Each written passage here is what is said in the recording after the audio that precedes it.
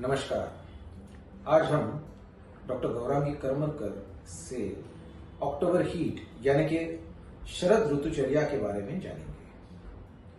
Doctor Gaurangi Karmarkar ने कहा है कि आयुर्वेद के अनुसार हमें बदलते हुए सीजन्स में विशिष्ट फूड आइटम्स या फिर विशिष्ट लाइफस्टाइल चेंजेस करने से बीमारियों से हम बच सकते हैं और स्वस्थ रह सकते हैं। और सिर्फ food style changes, lifestyle changes या फूड आइटम चेंजेस ही नहीं, इसके अलावा अगर इंसान विशिष्ट सीजन में विशिष्ट पंचकर्म कर ले तो काफी सारी बीमारियों से बच भी सकता है। डॉक्टर गौरांगी, पहले ये बताइए, आयुर्वेद में बताए गए हुए विशिष्ट ऋतुचर्या क्या कहती है? सबसे इम्पोर्टेंट ये मैं बताना चाहूंगी, जैसे एलोपैथी में पेशेंट को एसेस करने के लिए पल्स, बीपी, ब्लड शुगर ऐसे क्राइटेरियाज रहते हैं, वैसे इनके साथ आयुर्वेद और भी क्राइटेरियाज बताता है पेशेंट को एसेस करने के लिए। तो ये क्राइटेरियाज ऐसे होते हैं: देश, काल, ऋतु, हवामान। मतलब जब भी हम पेशेंट को चेक करते हैं, एसेस करते हैं, तो इन सब में ऋतु ये सबसे ज्यादा प्रभावशाली होता है। आयुर्वेद में 6 ऋतु बताए गए हैं। वो ऋतु होते हैं वर्षा ऋतु, शरद ऋतु, हेमंत ऋतु, शिशिर ऋतु, वसंत ऋतु और ग्रीष्म ऋतु। तो हम पहले जानेंगे कि शिशिर ऋतु, वसंत ऋतु और ग्रीष्म ऋतु, इनमें क्या होता है कि सूरज उत्तर की ओर अग्रसर होता है, जिसे कहते हैं उत्तरायण। और इसमें शरीर का बल बहुत कम हो जाता है, क्योंकि हमारे शरीर का अग्नि कम हो जाता है। और उसके साथ जब भी हम दूसरे ऋतुओं की बात करेंगे, वो होता है वर्षा ऋतु, शरद ऋतु और हेमंत ऋतु। इसमें सूरज जो है दक्षिण की ओर अग्रसर होता है और जिसे कहते हैं दक्षिणायन। और इसमें हमारे शरीर की हजम करने की ताकत, मतलब अग्नि, बहुत ही अच्छा होता है। तो इस वजह से शरीर का बल बढ़ता है। तो जब भी हम पेशेंट को चेक करते हैं तो हम पहले देखते हैं कि पेशेंट किस ऋतु में आया है, उसके शरीर का बल क्या है, उसके शरीर में जो व्याधि हुई है उसका बल क्या है, उस अनुसार ही हमें ट्रीटमेंट डिसाइड करनी पड़ती है। तो न सिर्फ ट्रीटमेंट, फूड हैबिट्स और लाइफस्टाइल भी बहुत इंपॉर्टेंट है।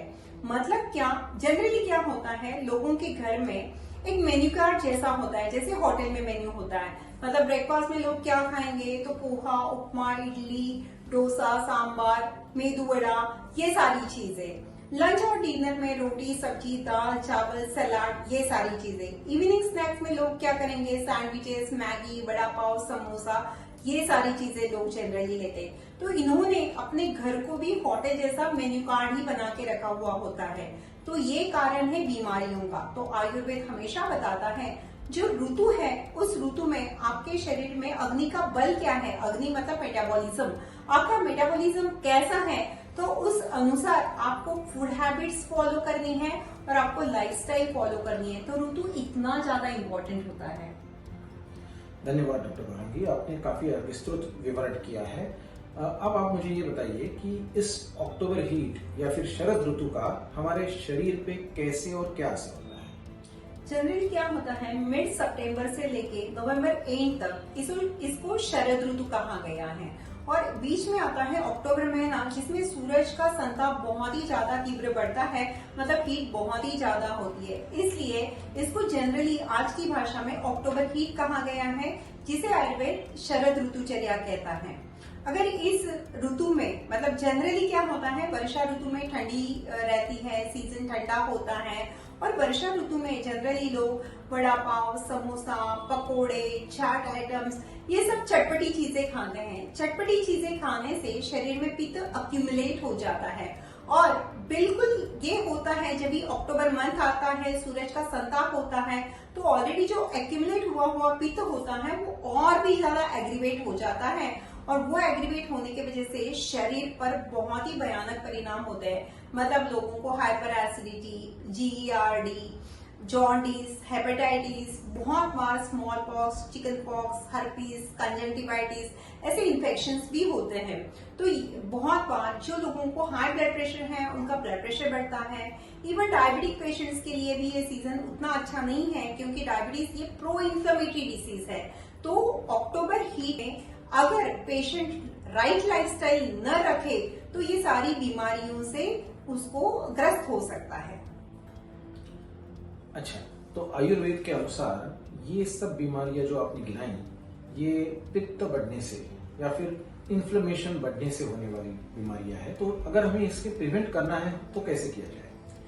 बिल्कुल सही कहा डॉक्टर आपने, क्योंकि पित्त जो लोगों को बहुत बार लगता है पित्त यानी सिर्फ एसिडिटी, तो आयुर्वेद जिसे पित्त कहता है, तो आज की जनरेशन के लोगों के लिए मैं बताना चाहूंगी कि जब अभी डॉक्टर ने जैसे बताया पित्त यानी इन्फ्लेमेशन, हाँ, तो ये कैसे हम प्रिवेंट कर सकते हैं। तो सबसे इम्पोर्टेंट, हर एक ऋतु के लिए आयुर्वेद ने हर एक ऋतुचर्या मतलब लाइफस्टाइल और वो ऋतु में खाने की चीजें यानी कि फूड हैबिट्स बताई है।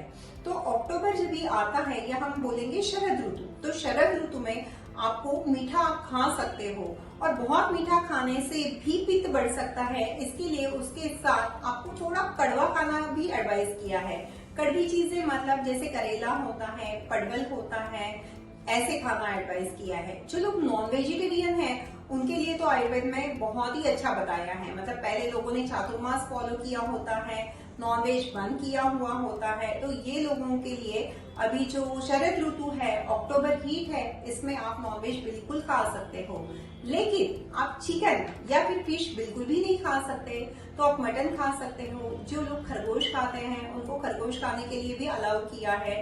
इनफैक्ट पहले के जमाने में बहुत सारे अलग अलग देशों में हिरन खाने की भी प्रथा थी, तो हिरन भी बहुत अच्छा रहता है। जनरली जो लोग डायबिटिक है तो उनको डोमेस्टिक एनिमल का जो नॉनवेज रहता है वो अलाउ नहीं किया जाता, because animal protein is very bad for diabetic patients. तो ये लोगों को अगर नॉनवेज खाना ही है तो खरगोश का जो मांस है वो आराम से खा सकते हो। तो इसलिए शरद ऋतु में या फिर अक्टूबर हीट में आप मीठा, थोड़ा सा कड़वा नॉनवेज आराम से खा सकते हो, कोई दिक्कत नहीं है।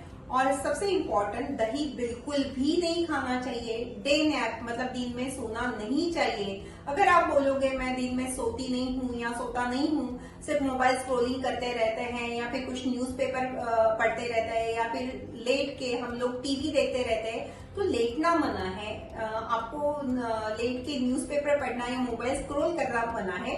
अगर आपको डे नैप लेनी है तो आप रिक्लाइन चेयर पे बैठ के आपको नैप आराम से ले सकते हो। तो इस तरीके से अगर आप फूड हैबिट्स और लाइफस्टाइल फॉलो करोगे तो ये जो अभी हमने बीमारियां देखी, तो इन बीमारियों से आप आराम से बच सकते हो।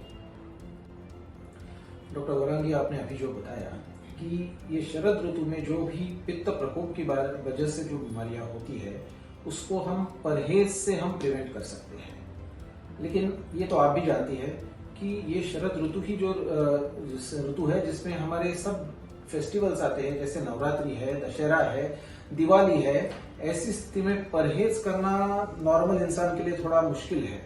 तो अगर उतना ज्यादा परहेज नहीं कर पाया लेकिन फिर भी बीमारी से बचना है, तो क्या हम पंचकर्म द्वारा इसे कुछ प्रिवेंट कर सकते हैं? एकदम सही, मतलब जो लोग करते हैं वही आपने बताया है। जनरली लोग फूड हैबिट्स और लाइफस्टाइल फॉलो नहीं करते, वो उटपटांग चीजें खाते ही रहते हैं। तो उस स्थिति में शरीर में पित्त बढ़ जाता है और आगे जाके अपकमिंग डिसीजेस का वो कारण बनता है।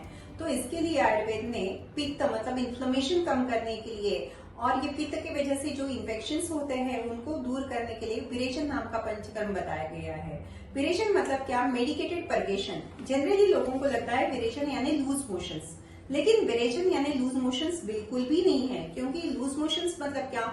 आप कुछ गोली खाओगे या कुछ काढ़ा लोगे और आपको लूज मोशंस हो जाएंगे, तो वो सिर्फ आपका गट क्लीनिंग होगा, बाकी कुछ भी नहीं। लेकिन जब भी हम दवाई वाला घी पिलाते हैं तो ये जो घी है पूरे शरीर में फैलता है और पूरे शरीर में जो फैला हुआ पित्त रहता है उसको पिघलाता है। तो हम पेशेंट्स को 3 दिन दवाई वाला घी पीने के लिए देते हैं। उसके बाद हम पेशेंट को 3 दिन तक, 2 से 3 दिन तक अभ्यंग और स्वेदन बताते हैं। तो अभ्यंग और स्वेदन करने से ये जो सारे पित्त वगैरह जो दोष शरीर में फैल गए हैं वो पेट में इकट्ठा हो जाते हैं। उसके बाद हम उसको लूज मोशंस के लिए दवाई देते हैं। तो इस तरीके से पेशेंट्स को लूज मोशन हो जाते हैं। तो इसको बोलते हैं मेडिकेटेड परगेशन। मतलब आपके शरीर के पूरी जो सेल्स रहती है, आपका शरीर सेल से बना हुआ रहता है, तो पूरे सेल्स में ये जो सब पैथोलॉजिकल पित्त इकट्ठा हुआ है वो शरीर में से निकल जाता है, येलो कलर का पानी गिरता है और पेशेंट को पता चलता है कि पित्त पूरा निकल गया। तो इसको हम लूज मोशंस नहीं बोलेंगे, इसको हम मेडिकेटेड परगेशन बोलेंगे। और इस तरीके से अगर मेडिकेटेड परगेशन लेते हो या फिर आयुर्वेद ने बताया गया या विरेचन नाम का पंचकर्म लेते हो तो शरीर में से सारे दोष निकल जाएंगे और सारी बीमारियां दूर हो जाएंगी। ऐसे बोलते हैं पेट साफ तो सारे रोग माफ, तो इस तरीके से आयुर्वेद काम करता है। आप जब भी खाना खाते हो तो क्या होता है, वो खाना स्मॉल इंटेस्टाइन में एब्जॉर्ब हो जाता है और जो अनवांटेड है लार्ज इंटेस्टाइन में से बाहर निकल जाता है in the form of stool and urine.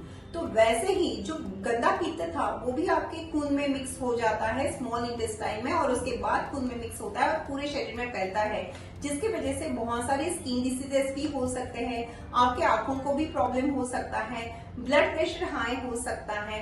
तो ये सारा दूर करने के लिए विरेचन के बाद रक्त मोक्षण नाम का पंचकर्म करवाना भी उतना ही जरूरी है। तो इसके लिए आपको बीमारियां न हो, इसलिए आयुर्वेद आपको बताता है विरेचन और रक्त मोक्षण ये दोनों पंचकर्म शरद ऋतु में करने ही चाहिए। धन्यवाद डॉक्टर गौरांगी। शरद ऋतुचर्या में जो भी बीमारियां हम फेस कर सकते हैं उनसे बचने के लिए जो भी परहेज और स्पेशली विरेचन और रक्त मोक्षण जैसे पंचकर्म जो आपने कहे हैं उससे मेरे ख्याल से हमारे सब जो प्रेक्षक है वो वाकिफ हो गए। अभी अगला पॉडकास्ट हम आपके साथ शिशिर ऋतु जो आने वाला है उसकी ऋतुचर्या के लिए फिर से हम साथ में। धन्यवाद।